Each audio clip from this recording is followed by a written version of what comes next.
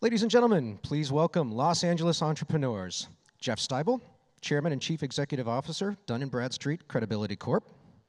Andrea Bells, Strategy Advisor, Tribogenics. John Suh, Chief Executive Officer, LegalZoom. Tony Westfall, Co-founder, Invino. And our moderator, Ashish Sani, Executive Director of Digital Innovation, Co-Director of the Center for Student Innovation and faculty member, USC Viterbi School of Engineering.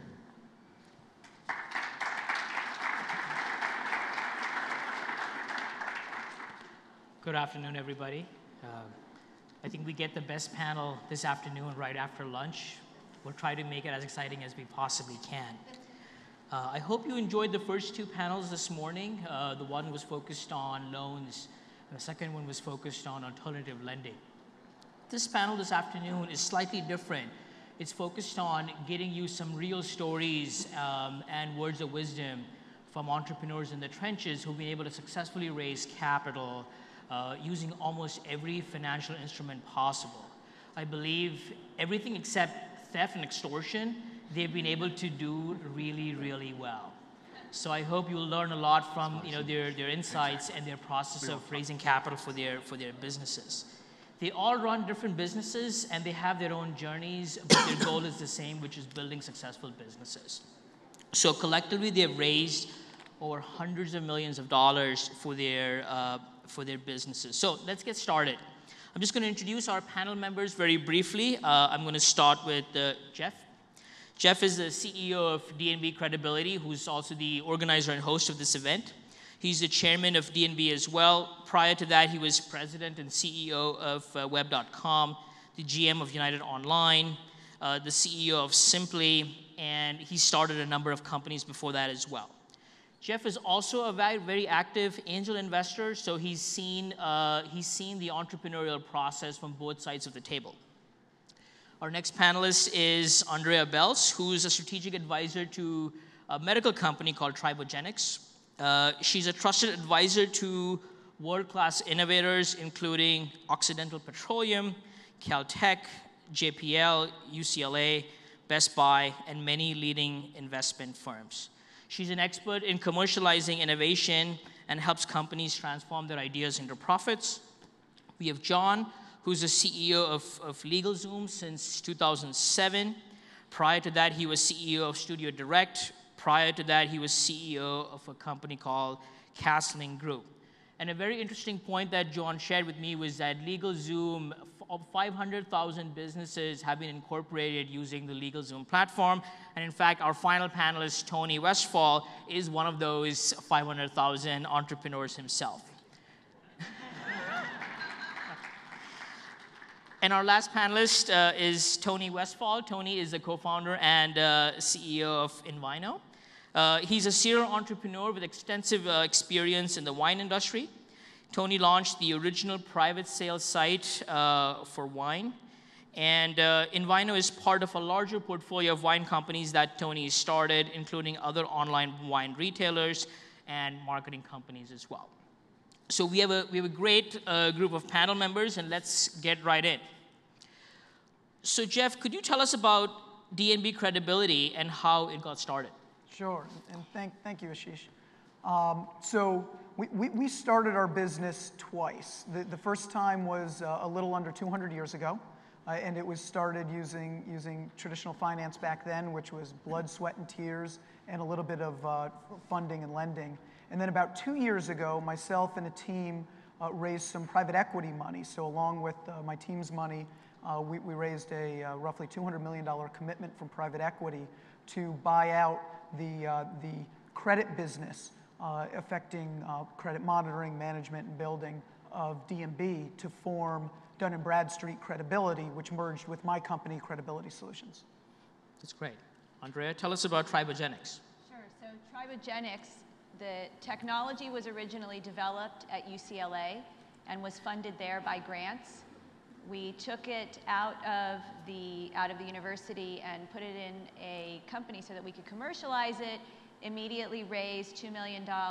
We skipped the traditional angel round and went straight to larger groups, and just recently closed a $6 million round of follow-on funding this year. So this all took place in the last couple of years. Our story does not date back 200 years. Yet, from your lips to God's ears. John, tell us about LegalZoom. Sure, it's actually an interesting story. The co-founders went to their first ever venture capital meeting the day NASDAQ crashed, with who was a family friend, Uncle Denny. Uncle Denny said, "Do you know what happened?" They said no, and then he went back in and there was no meeting. And so, if you remember back then, there was no venture capital funding. Then they went to the angels, Tech Coast Angels and the like, and there was no funding there as well. So LegalZoom's first round were friends and family in 2 tranches of 300,000 and 600-odd thousand for about $1 million of total funding, and that's what really fueled the company. Since then, there was a Series B that got in and out very quickly, and then later a few private equity houses, Polaris, Kleiner, and IVP. So now we've got 3 major folks that are in that invested about 100 plus million, and then we're on file with the SEC to go public. Tony. Invito is the original private sales site for wine, and we got into this because we saw an opportunity in the marketplace. I think like most entrepreneurs do. I probably have a much different story, I think, than everybody else on the panel, because I haven't raised hundreds of millions of dollars of capital. We've raised just, in fact, a couple million, and are raising capital all the time. And we are the serial entrepreneurs who are beg, borrowing, and stealing to get capital to scale our business and to grow our business. But it's a great business to be in, exciting growth trajectories, and all the things you want to see in an entrepreneurial endeavor. That's great. It seems like all of you have different sources of funding, from private equity to some angel groups to institutional ventures to a mix of funding options, from federal funding to loans to venture funding as well. What were some of the biggest challenges in raising capital as you were building your business? And we'll start with Tony right at the end there. Well, I think the biggest challenge, for us specifically, we were bootstrapped our first 2 years of business, and actually were profitable, growing slowly, of course, which is what you do when you're bootstrapped, but profitably. And we had a much larger competitor who came into the space, and I think we'll talk a little bit about first mover advantage in a little bit, but who raised about $48 million in venture capital. And so we decided that we need to go to the capital markets as well, because we risk basically being deemed irrelevant, because we'll be just bowled over by the amount of venture capital that they've raised. And so that that was our primary reason for going out and scaling the capital. And how's that working out? 2 million versus 48 million. It's that's actually an uphill battle. Honestly, I think I won't speak about my competition, but I'll say that 48 million is much more than anybody would need in our space. And so the 2 million is just fine for us. Of course, we're in a Series A round, and you're as an entrepreneur, I think you're serially raising capital all the time to continue to scale your business. But all of our ratios and metrics look great. And I think we've got a really exciting company, and really a lot of great prospects ahead of us. How many investors do you need to pitch to before you're able to raise a few $1 million? Oh, geez. I've pitched probably hundreds of people. And that includes traditional VC. And our investor group is a mix of angels, traditional venture capitalists. We have debt on the inventory that we carry. And we also, I think American Express talked about their merchant account funding. We've also engaged in that program, which helped us smooth out our summertime funding, which was really nice for us. But in terms of the number of people that we've pitched, hundreds, and it's an ongoing relationship building exercise. You're always kind of out there giving your elevator pitch. So. Absolutely. Tony, what are some of the challenges that, I'm so sorry, John, what are some of the challenges that LegalZoom has faced? Well, I'd say first, I was just talking about raising capital in Korea last week. And the first thing I'd say is that we're blessed to be entrepreneurs in this country, because there's a very well-developed, as hard as it is to raise capital your first time out or in a given market. There are many, many options and vehicles for capital. And I think across the world, this is about as rich a place as you can find in the world for an entrepreneur to get capital quickly and from multiple sources. And if one person says no, there may be 10 others you can turn to. That being said, I think there are windows that open and close. If you look at LegalZoom's example, it's a fantastic company, great concept, but got shut down completely because windows open and close. And 6 weeks before that, I'd raised $250 million in a secondary offering of a public company in Hong Kong on a PowerPoint when I was 29 years old. So, I mean, that shouldn't have, in some ways. I mean, it was a fantastic parent company, but you look at that example and on a PowerPoint, and then this was zero, and something's off. So I think one of the things are windows do open and close, but in a closed window, sometimes that's the best time for an entrepreneur. I actually think the bootstrap roots of LegalZoom, of living, we celebrate with ramen, a good night is pizza. People work hard, they're intense, you stretch, while people that sometimes raise the $40 million rounds and then blow it all in a media campaign the first 8 months, have nothing left to show. They don't own their company, and they've destroyed the culture and fabric. So what you're saying is timing is important for an entrepreneur as you're thinking about raising capital. Yeah, I think some of the difficulty comes with windows opening and closing, but in many times a closed window is a blessing, because there's times where things are too hot in terms of capital, and that creates incentives for entrepreneurs to do things that you would not do with your own money. And anytime you're doing something with someone else's money that you wouldn't be doing with your own money, there's probably a disconnect that you should re-examine. Great insight. Andrea, tell us about Tribogenics and the challenges faced there. There is no question that the biggest challenge is that you hear no a lot. And you saw the tape of Dale Fox, our CEO, and he likes to say, fall down 7 times, get up 8. And it is an ongoing process. You will hear no before you hear yes, that by definition. I also agree strongly in the impact of timing and windows. We went out to start raising money seriously in the spring of 2010, which was when the initial shock of the recession had started to calm down, and people were using a lot of phrases like the new normal and other ways to express their low level of activity. But capital had built up because it hadn't been invested for a couple of years. And so when we went out with a strong story, the doors opened for us. But there were certainly doors that remained closed, and we work every day to just maintain the relationships and build even more bridges so that those opportunities to do business exist in the future. That's great. And Jeff, about D&B credibility? Sure. I mean, and I'll speak even more broadly than than the D&B credibility story, because at Dun & Bradstreet credibility, we hear a lot from not just entrepreneurs, not just bigger businesses, but small businesses as well. And like what you hear from banks and VCs, I think it's important for entrepreneurs to listen to those words and use them often as well, or that word, which is no. And I think it's as important for for CEOs and business owners to be able and willing to say no, be willing to bootstrap a little bit longer, be willing to say no until they understand the different sources of capital.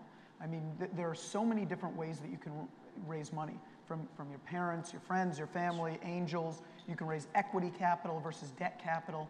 And frankly, until you understand that, you have no right going to the capital markets. And I suspect every one of us on this panel, but I'll speak for myself, has been guilty of it time and time again. But but the most important thing, most difficult thing, and the challenges that I've often faced is just being able to take that deep breath, get perspective, figure out where you want to go, and work backwards, and figure out what the quickest, easiest, best way is to get there. And then to the earlier points, pursue it with a vengeance. At that point, once you know what to do, go from NO to KNOW, no. And once you know what you need and want, don't take no for an answer. So it's almost like you're saying persistence is key to this process, and having an awareness of all the sources of capital out there. That's exactly right. Great. So my next question is, investors have the luxury of seeing a lot of deals on a daily basis. And I'd love for you to talk about, when you were presenting your companies to these teams of investors, in your perspective, what made your company stand out from the rest of the pack? Jeff, Sure. take us? I mean, I'll take this actually from an investor perspective as opposed to That's fine. a CEO, business person's perspective, because I'll tell you what I look for as an investor, what we hear from banks time and time again. Only one thing really matters: the individuals running the business. Ideas aren't worth the business plans they're written on. Financials are usually, let's be honest, full of it. And so are we as entrepreneurs, right? I mean, we're optimists. We're eternal optimists. The glass isn't half full. The glass isn't empty. The glass is full. Just got half water, half oxygen, and we're going to make something out of both of those, right? So I mean, what investors, all investors want to see, even your mom, even my mom, is your passion, your enthusiasm, your unwillingness to say no in the face of adversity. Getting knocked down 7 times, jumping up 8. It's a great analogy, right? You got the ship sinking. You're rotating the deck chairs. Your job isn't to go down with the ship. It's to plug the damn holes. And you can convey that. Your team can convey that. And the teams that do, they have the world open to them, both in terms of investments, in terms of business opportunities, in terms of partnerships. So, I mean, for me, raising money is no different than building relationships. You're just building a different type of relationship, and the same values and principles apply. So you believe that even important than the size of the market and the uniqueness of the product, it's the quality of the team that matters the most. Markets change, products change. Your ideas more often than not are wrong, and your beliefs on the market are always wrong. So it's the quality of the character of the individuals running the business. And I'd love to hear, how do you do that on an everyday basis beyond listening to somebody's passion? Do you have a process or a gut instinct, or how do you do that? I mean, look, I'll tell you how I do it, and I joke with my team, and I scare the hell out of my investors when I say this, but I mean, what I do every day is my hobby. It's not my job, right? I don't golf, I don't surf, I don't play tennis. There's nowhere I'd rather be than at work. I love what I do. And if you're doing something that you don't love, that you're not passionate about, you have no right taking other people's money. And and that shines through accidentally. It's like osmosis. It just spreads. It's magical. If you don't have that, you're just in the wrong line of work. I mean, find a different career. Great insight. Andrea. I agree with starting from the investor's perspective. I've sat in on hundreds of business pitches. I've been an active angel investor. And I agree that it's the quality of the individuals, but it's also how the team works together. And people are very sensitive. Investors are very sensitive to seeing how a team interacts with each other. And is there any kind of arrogance? Do you look like you're listening when someone says, I'm concerned about this element in your business plan? Explain to me how this part of your strategy is going to work. And if the team can't do 2 things, one is to understand how to get along together most of the time, and the second is admit when they're wrong or when you don't know something. It's okay to say, this is our theory and here's why, but we are open to other insights, open to other opinions, particularly informed opinions. I think that's a really important characteristic in a successful fundraising effort. It is very difficult to write a check for one solo person, even if they are really passionate. That passion has to be so great that it attracts other people to you. And certainly in my experience, I've seen that really good people want one thing, and that's to work with other good people. If you can really build a successful team, the capital markets are open to you, customer markets are open. It makes all the difference in the world. And John, I'd love for you to speak about it from a CEO perspective, not from an investor perspective, because we've heard 2 investor perspectives from Andrea and Jeff. So I'd love to have both of you speak from a CEO. I'll take off my investor That's hat right. and put on my seat. So I remember when I was in business school, our entrepreneurial professors, we're all out business plans, trying to raise money, and he says there's only 3 things that are important: team, team, and team. right? And I think in the early stage, that's true. So I would echo, as an entrepreneur, the exact same things that Jeff had talked about. But I'll give one nuance to that, which is I think when you create your team, there's a myth of the solo entrepreneur, right? And then there's this notion of a team, but it's kind of like, no, there's an entrepreneur and there's a team. In reality, when I make investments or when I form teams to gather capital, I look for a two-headed team, because we all know that there's a front end and a back end of the business, and there's a vision and strategy and marketing and biz dev or relationship, and then there's building of the product and operations, and both are critical. And too much emphasis is on the talk, I think. And without kind of that tag team, and Disney had it, and Frank Wells is there, and you look at the great companies that were built, and there were tag teams. But often that number two, you'll call it, is underneath the radar, because that person may not like to raise funds or may not like to get it. But if you want to look at what marks success amongst teams, it's balance. And I think that, as an entrepreneur, is what you got to bring to the table. And I know that my president COO at LegalZoom is born and bred for operations. He's 2 tours of duty, captain of the Green Beret, graduated top of West Point, lives, eats, and breathes it, loves it. But he would rather be waterboarded than go into an investor meeting, right? But he's what makes things happen. So I think when you're forming a team, whether it's at the senior level or at the startup level, you got to think about how do you handle the front end and the operations of the business, and make sure you got those two. Because I think most companies are run by 2 to 5 people, and that's critical. And, the other example that comes to mind is Apple with Steve Jobs and Steve Cook, right? Where Steve Cook was the operations genius at Apple for 15 years. He was never the public face of Apple, and Steve Jobs was always the public face. So it speaks to your point of really having a balanced founding team. Yeah. Tony. I think I would just, maybe drilling down from my perspective, in the seed round, investors invest in you, the entrepreneur, the idea generator.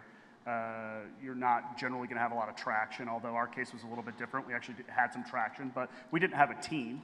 Bootstrapped means that you can't afford to go out and hire Stanford MBAs that cost $250,000 a year.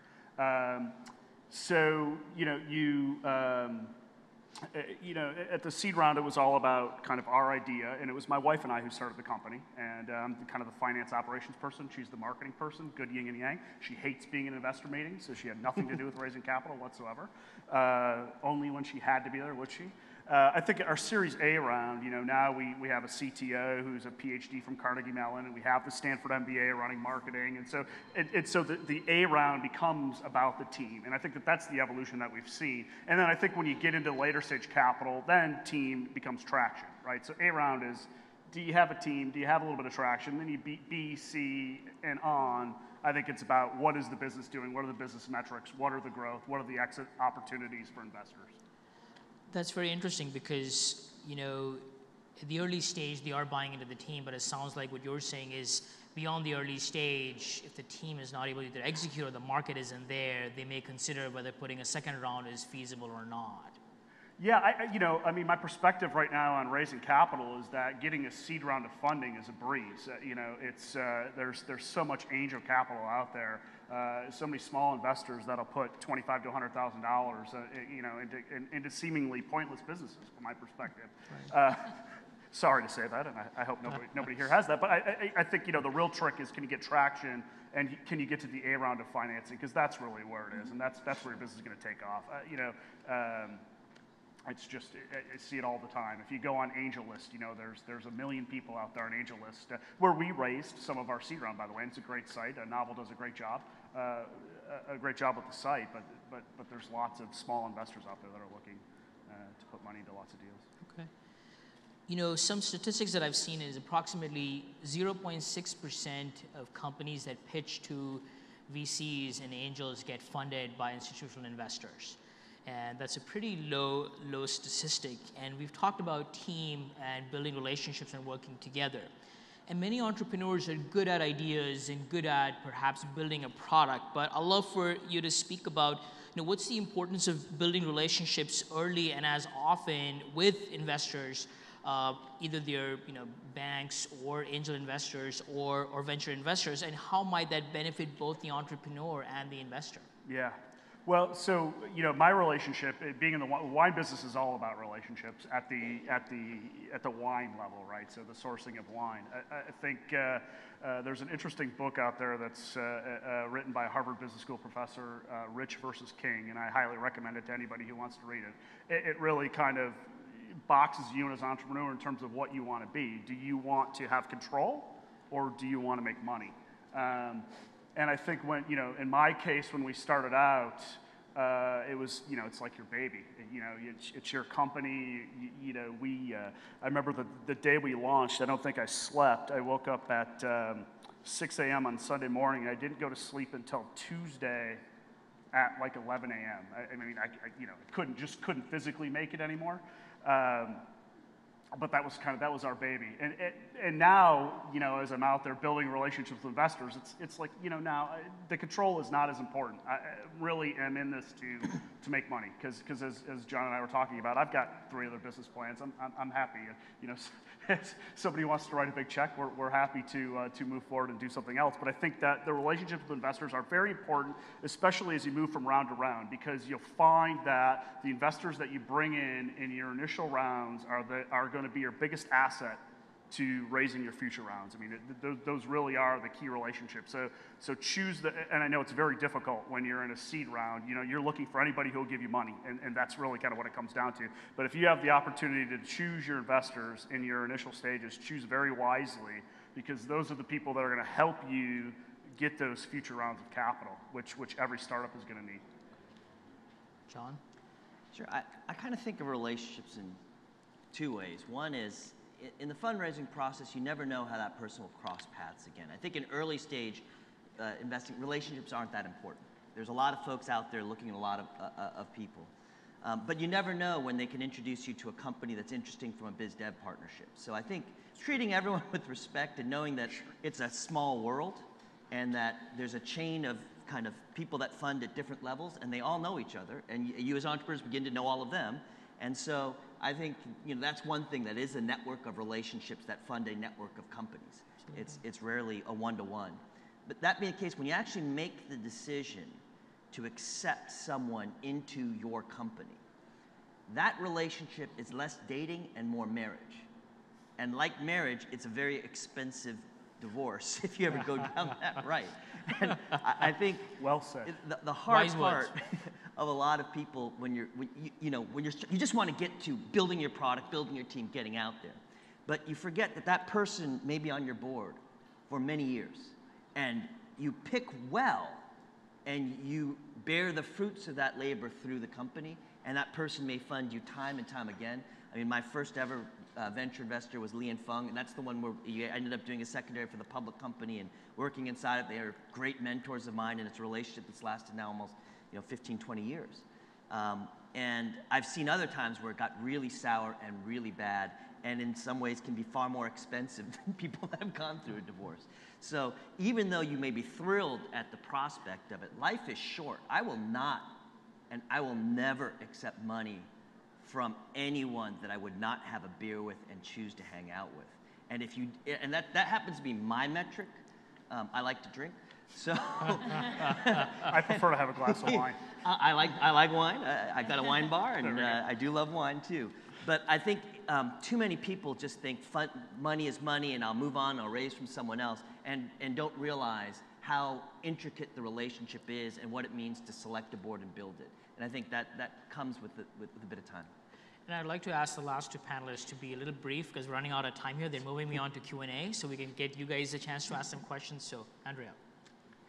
If there's one thing to keep in mind, it's that it's about the decision to take investment at all. And you need to decide if you are a small business or are you a young, big company. And those are 2 very different paths and very different mindsets.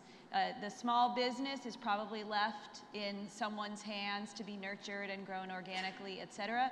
the young big company needs investors and requires all of the relationships that go with that. Jeff? I'd probably start and finish so that I'm quick, Okay. by saying that your stat about how difficult it is to get capital. Right. 0.6% of all meetings turn into funding, Right. Is fantastic for business owners. I mean, I think that's the best stat I've heard all week. Absolutely. When you think about it, that means a business owner gets to have 200 meetings with some of the smartest minds in finance who know everyone and can help your businesses. And if you start thinking about that as a relationship, as opposed to a way to get money, right? Because raising money is so much more than just the cash. I mean, that's an incredibly valuable stat if you turn it around.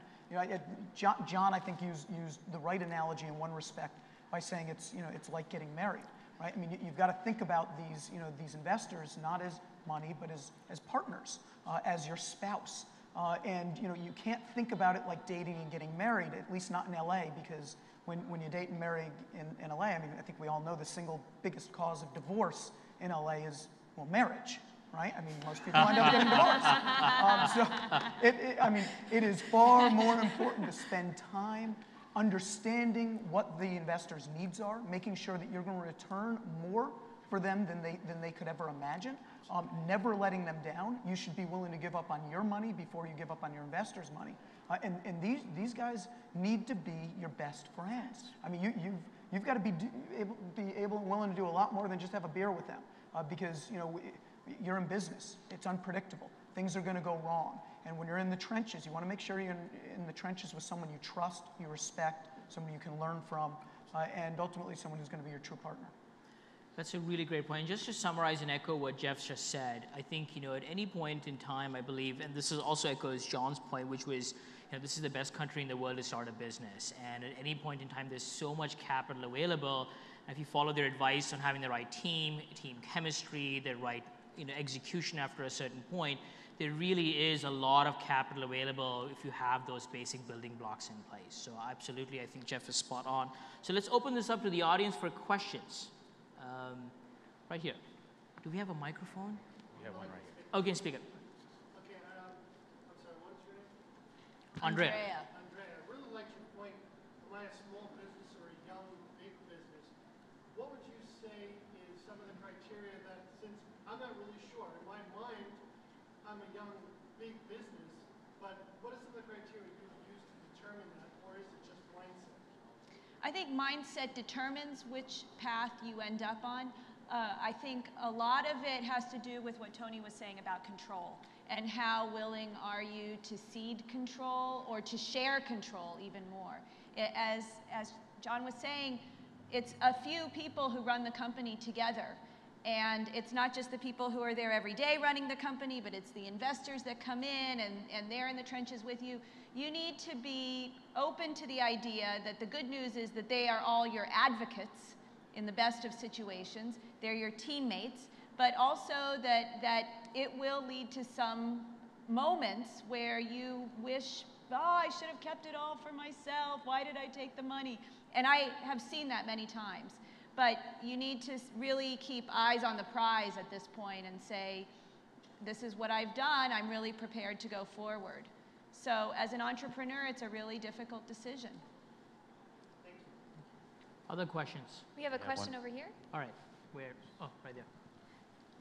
Hello, my name is Terry Rivero Jackson. I'm the president of Ayuda al Niño, which is a nonprofit organization, and I'm looking for a sponsorship. I've been an entrepreneur. I came to this country with $10 in my package, and I did build 3 companies. And now that I have my dream, I would like to share my dream with others. I would like to help the children. If anybody would like to sponsor, I will be happy. I am right here, or you can go to our website, www.ayuda.org. Thank you.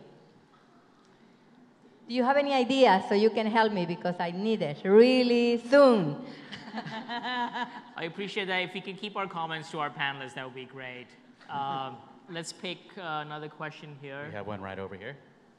All right, please, go ahead. Panel, thank you so much. That was a very exciting session.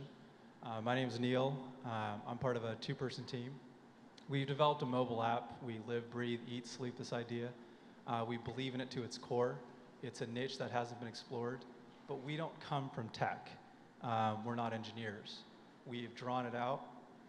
We've wireframed it. It's under prototype development right now. We'll have a working model. But in our handful of relatively informal but personal meetings with angel investors, the fact that we didn't come from a tech background was sort of a negative idea or a negative concept to them.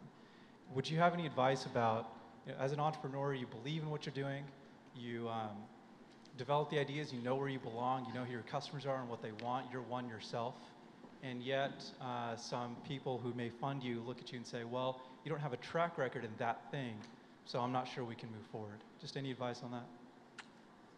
Anybody want to take a stab at that? Yeah, I am not a technical founder either, and we don't have a technical founder in our company, and we actually outsourced the development of our website. It was very difficult, honestly, so my advice is to get somebody technical as soon as you can, once you get traction. I have a lot of hard lessons that I learned from going through several different development teams. I'm happy to say now we have a rock star CTO who's doing a great job, and so I no longer lose sleep at night about tech. But in terms of speaking to investors, it's tough, especially when you're, I think at the very least we had wine and a deep institutional knowledge in the vertical that we were selling. So that made it appealing, and you could get investors over the lack of tech, even though I'm a web-based business. But I think passion is the thing that you have to. Again, you're selling yourself, so you have to sell your passion, and you sell yourself when you're in your seed stage. That's. Jeff, you have thoughts on that? Sure. I mean, the only thing I would add to that, I think that's exactly right, is what your angels are probably trying to tell you, which is hard to hear, is you shouldn't be raising funding right now. You're probably at the wrong stage. What you should be doing is talking to other engineers, going to universities and entrepreneurship programs, and trying to connect with someone who can turn your vision into a reality. The problem with the product you're trying to put into market is actually the greatest thing about the product you're trying to put into the market. It's pretty darn cheap to get that prototype into working order.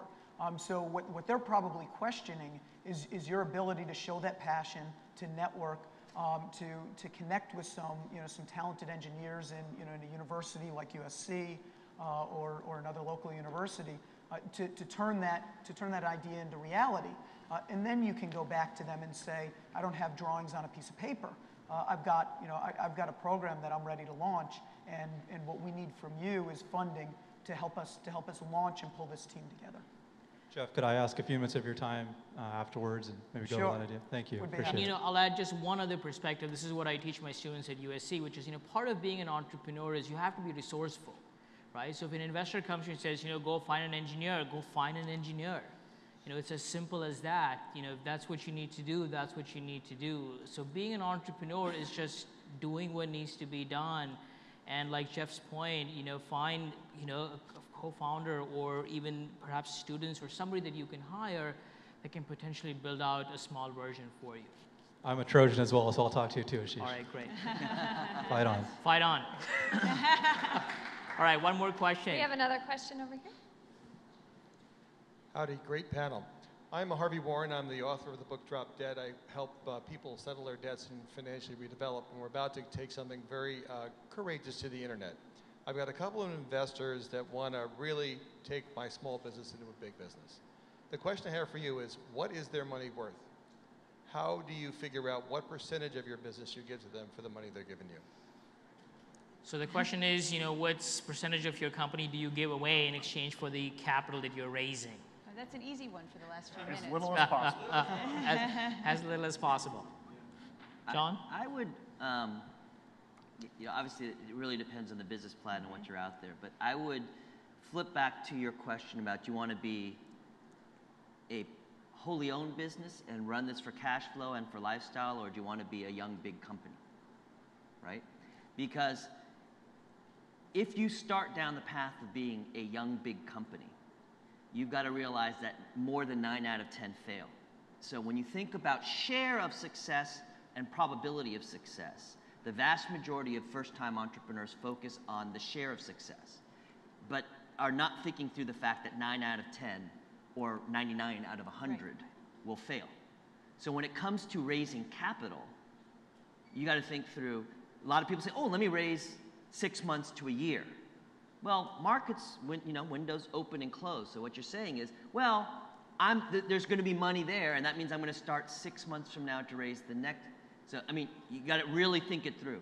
So when you raise the money and I figure more about what amount you need to be successful, and then what percentages go, the market will figure that out. 100% of zero is zero. Exactly. All right, I think the light is blinking, so I think we're almost out of time. Is that right? Get yanked off of the hook. Do we have time for more questions? We have 1 more minute. All right, so I'll ask the last question. So, words of wisdom, one final thought for the people in the audience. What do you recommend? I'd say follow your passion. Andrea. Get good people around you and learn from them every day. John. Know your strengths and your weaknesses, and whoever your second partner would be, better fill in your gaps. Tony. I guess I'll follow on to that. Hire slowly and fire quickly.